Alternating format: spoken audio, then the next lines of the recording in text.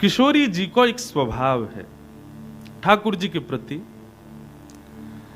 कि वो बहुत मान करती हैं। नेक नेक सी बातन पे मान करवे लग जामे।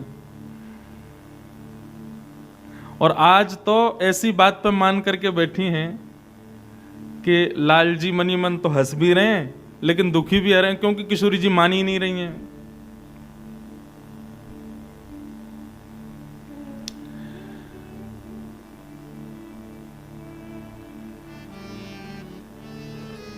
हाँ, श्री विठल विपुल विनोद जी को पद है। किशोरी जी मान कर रही हैं, रूठ के बैठी हैं ठाकुर जी से। और काय बात पर रूठ के बैठी हैं और ठाकुर जी कहा कर रहे हैं। अच्छा देखो, आज की कथा में, आज विश्राम दिवस है, अब आप सबके जमाई राजा आज वापस जा रहे हैं, तो आज सब सखियां ठाकुर जी के पक्ष में आ गई हैं। 3 दिन से तो किशोरी जी के पक्ष में थी सब सखियां, लेकिन आज ठाकुर जी के पक्ष में आ गई हैं। और कैसे पक्ष में आई हैं? किशोरी जी जब जामे सखियां तब मान में बैठी हैं। आज कोई बात मान करके बैठ गई, आज कोई बात मान करके बैठ गई। आज ठाकुर जी कहीं बेचारे दूर से चलते भय आ रहे, बगल में एक सखी ने 2 कदम चल रही होगी, किशोरी जी ने देख लियो यही पे मान करके बैठी हैं। तुम बाकी संग क्यों आए? ठाकुर जी बोले मैं बाकी संग ना आया, वो जा रही, मैं वहीं से जा रहा हूं। बोले मैं सब जानू तुम्हारी चालन ने। काव दिना नाराज है गई, काय बात पर नाराज है गई? किशोरी जी आज श्वेत श्रृंगार करके आई हैं, लाल जी को संकेत भेज दियो। वो श्लोक मिला ही नहीं मुझे। एक श्लोक है, उस श्लोक का भाव मात्र बता देता हूं। अब आजकल तो मैसेज होते हैं, सामने वाले को मैसेज कर देते हैं भाई पार्टी का ये ड्रेस कोड है, हैं? तो किशोरी जी ठाकुर जी को कैसे बताएं कि आज कैसे मिलना है रास बिहार में? तो सुबह किशोरी जी जब यमुना जल भरवे जामे तब अपनो ऐसो श्रृंगार करके जामे, सांकेतिक श्रृंगार। ठाकुर जी खड़े हैं सघन कुंज में और इंतजार कर रहे हैं किशोरी जी आ रही होंगी। और किशोरी जी की चाल ढाल श्रृंगार से ठाकुर जी समझ जाए आज को रास बिहार कैसो है व्यवहार हो। तो किशोरी जी वहां उस श्लोक में पूर्ण वर्णन है।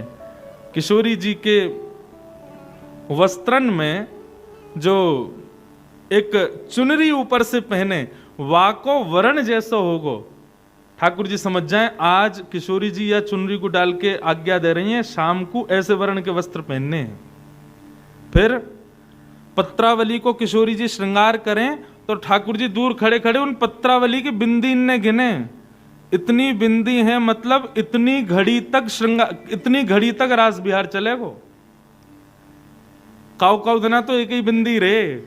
ठाकुर जी के आज तो है गो काम, आज तो केवल देखवे को मिलेंगी, बस आज रास बिहार ना होएगो। लेकिन काव दिना श्री किशोरी जी ऐसा श्रृंगार करके आमे, ओहो आज तो ब्रह्मा की 6 महीना की रात्रि आवेगी।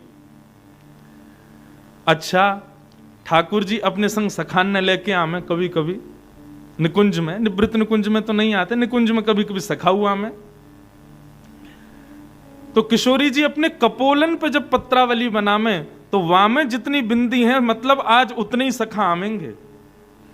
अगर किशोरी जी ने पूरी गोलाकार की बिंदी लगाई है और बीच में एक एक बिंदु रखो है तो या को मतलब यह है, हे श्याम सुंदर आज रात्रि के रास बिहार में ये एक बीच की बिंदी मैं, यहाँ एक बीच की बिंदी आप, आपके चारों तरफ सब सखियां, हमारे चारों तरफ सब सखियां, ऐसो रास बिहार की भूमिका बनाएंगे।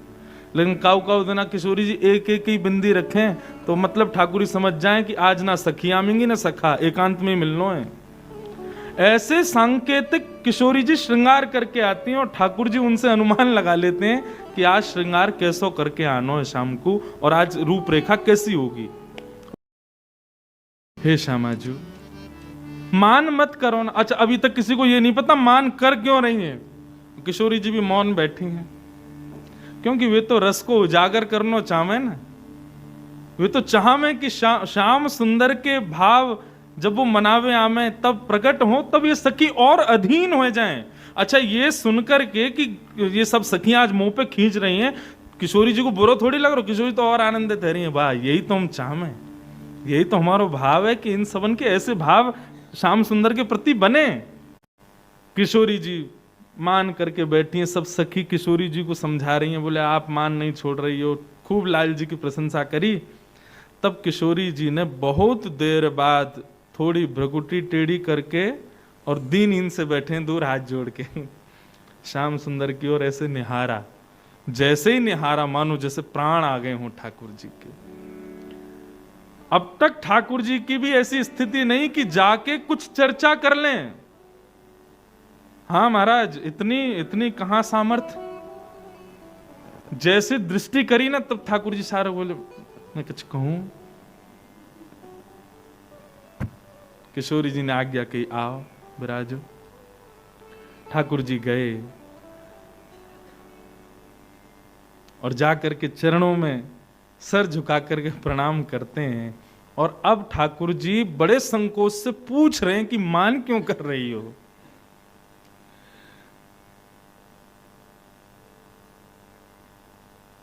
जिन रूठो लागू तेरे पैया, जिन रूठो लागू तेरे पैया।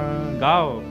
जिन रूठो लागो तेरे पैया, जिन रूठो लागो तेरे पैया। आपके चरणन में प्रणाम करके कह रहा हूं, हे श्यामा जी आप क्यों रूठ गई हो मुझसे। मैंने आज कहा कियो, देखो आपने सुबह संकेत कियो वैसे वस्त्र पहन के आया हूं। आपने एक ही बिंदी धरी, मोते आज्ञा करी, एक सखा मतलब अकेलो आया हूं। आपने जैसे जैसे भाव श्रृंगार में मैं वैसे ही तो बन के आया हूं। आज मुझसे कहा अपराध है कि आप बताओ। किशोरी जी बोली ये आपके श्याम वर्ण, देख सुनना मान किस बात पर कर रही हूं। ये आपके श्याम वर्ण के अंग की कांति पर एक गोपी की परछाई दिख रही है। ठाकुर जी बोले कहां कौन सी गोपी आ गई भैया। वो कहा है नंद बाबा की 9 लाख गैया हैं और 9 लाख गैयान को कितनो दूध होवे और वह दूध के कितने मठा बने, वह मठा से मक्खन होवे। इतनो मक्खन होवे कि यशोदा मैया कभी कभी तो लाल जी को नवा धुबा करके वह मक्खन की मालिश करे, घी लगा दे पूरे अंग पे। सो ठाकुर जी को नील वर्ण और वो कभी कभी ऐसे चमकन लगे जैसे इत्र लगा के हमारे ठाकुर जी चमके, लाल जी चमके। ऐसे आज ठाकुर जी को अंग अंग पूरे पे घी की खूब मालिश करी मैया ने। सो वह घी की मालिश हैवे की वजह से ठाकुर जी के अंग पे किशोरी जी को अपनी कांति दिखाई दे रही है। और किशोरी जी कह रही कौन सी गोपी की कांति है। यह बात पर मान करके बैठी है। ठाकुर जी ने जैसे ही देखो और फिर बोले तेरे तन की शोभा सुंदरी, तेरे तन की शोभा सुंदरी, तेरे तन की शोभा सुंदरी, तेरे तन की शोभा सुंदरी। मेरे उर लागत है झैया, मेरे उर लागत है झैया। हे किशोरी जी, कीर्ति मैया ब्रजभानु जी ने बड़ी तपस्या करके आपको पायो जो आप ऐसी गौर वर्णा भई हो। यदि आप श्याम वर्णा होती तो शायद मेरे अंग में दिखाई ना देती।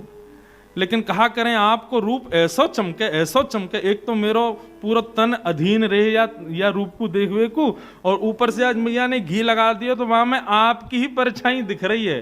हे किशोरी जी, ये कोई और गोपी नहीं है, गौर से देखो आप ही दिख रही हो मेरे तन में।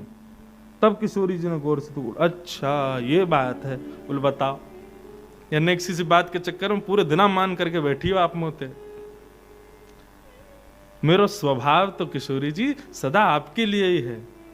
तन मन वारो एक रो पर, तन मन वारो एक रो पर। आपके पूरे तन की कौन कहे, आपके एक रों पे मैं अपने जैसे कोटि कोटि कृष्णन को वार दूं। हे श्यामा जी,